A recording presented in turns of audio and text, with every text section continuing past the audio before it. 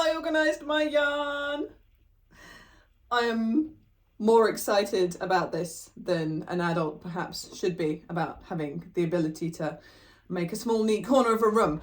But if you crochet or knit, if you do a yarn based craft, you'll know that trying to keep it organised and tidy is surprisingly difficult. I mean, you're always removing things and mixing them up and getting out stuff. And my yarn, if you've seen my previous videos, was just a big stack of boxes, which was, I attempted to organise by the weight of the yarn, which is actually the thickness.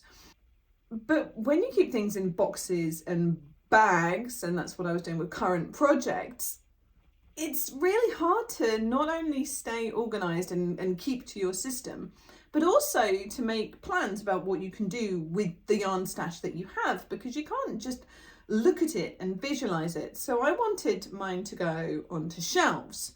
And when I looked at little storage shelves, even super basic ones, they were quite pricey and they just didn't really fulfill what I wanted. And I had a brainwave, which I'm very proud of, and these are shoe racks. It's in fact one tall shoe rack that's designed to stick neatly in the corner of the room. And okay, yes, because I have divided one tall shoe rack into two, there's a sort of open section, but you know, I've put things I've crocheted into that open section so it looks mildly deliberate. But what it's done is it's given me the ability to stack and organise things in a really cheap way. I mean, this came from Amazon. It got delivered the day after I ordered it and it was dead cheap. But I don't think it looks terrible. And in fact, I've got to be honest, it looks a lot better than the plastic boxes that cost 4 times as much as the shoe rack did. So that's my top tip for today, is if you're trying to store yarn, shoe rack, cheap shoe rack. It's amazing. If that wasn't enough of a revelation, what I'd really like to do is chat to you about how I decided what to put on which shelf. And it's a funny old thing, because when I'm organising things, gradients and colours is the direction I want to go in.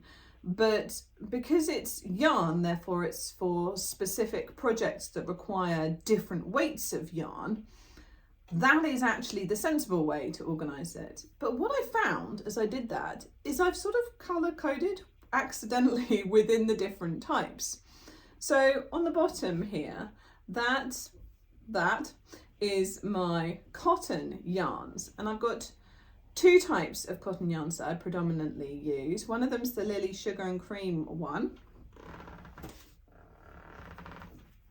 like this, which is sturdy and strong and comes in amazing bright colours, but is quite harsh and hard to work with. It's not scratchy as such, it's just really firm when you're making tension. I often end up with a groove across my finger, which basically doesn't happen with any other yarns.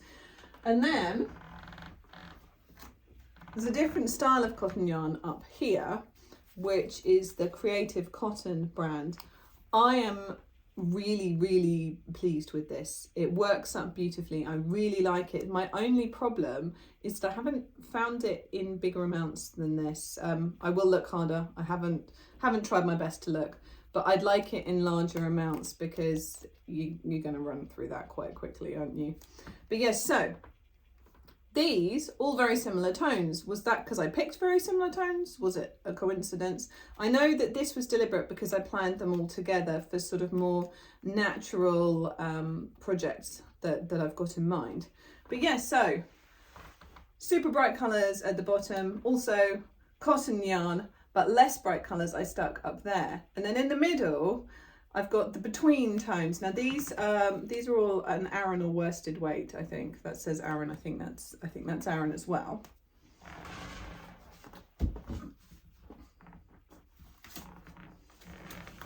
And on here I've got a bunch of DK yarns. That's double knit yarns, and that is basically the finest yarn that I use. I do use them for amigurumi. I also use them for blankets and stuff occasionally. It's your traditional knitting yarn, but us crocheters do like it a lot. This, I don't know if you can get this in the US. It's from Hobbycraft, which is like our version of your Hobby Lobby, I think. It's really good. It's bargain stuff. I've never had this one snap. I like it. And I've got it in some nice colours. The thing about the brighter, more funky fun colours that I really like is that they don't really tie into many of my animal plans for amigurumi. So whilst I love them, I think they're probably going to be sitting on that shelf for quite some time, but you know, looking beautiful in the room. And then at the other side at the bottom, I've got some of my works in progress, along with a couple of things that I've finished that I haven't yet given to the people that I made them for. One of whom, it's because it's for a baby that's not due for several months, so it's just folded on that shelf at the moment. The ones that are a nice match at the top of the shelf in the corner, I'm really pleased with, because I got them in a charity shop in a big bag. Really good. Wasn't brands I was familiar with, but they had lots of repeats of the same colours, and they're colours I know I'll use. Do you want to have a look?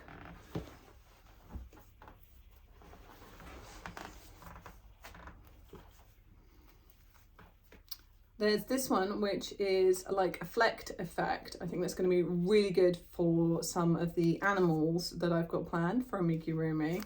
And it feels, oh, it feels nice. Very soft.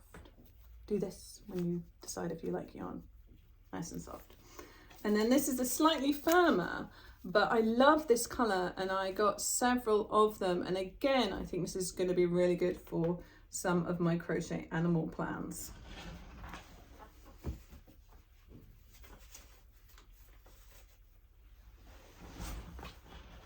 So a bit of a tangent, but I just really wanted to share with you, I'm really excited about this. I think it's going to make it much easier for me to make decisions about what I'm going to work on next and what I'm going to make in terms of what I already have the supplies for. And I think it's so easy when you crochet to stack up a huge amount of yarn that you just then don't use because you don't see it, you don't plan for it.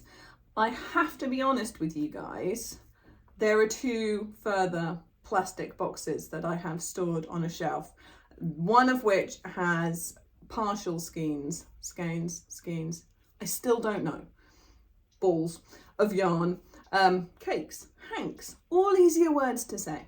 Anyway, one of those boxes has partial balls of wool that I've used for projects and I will use for continuing on, but they're a bit scrappy, so they didn't sit nicely on the shelf.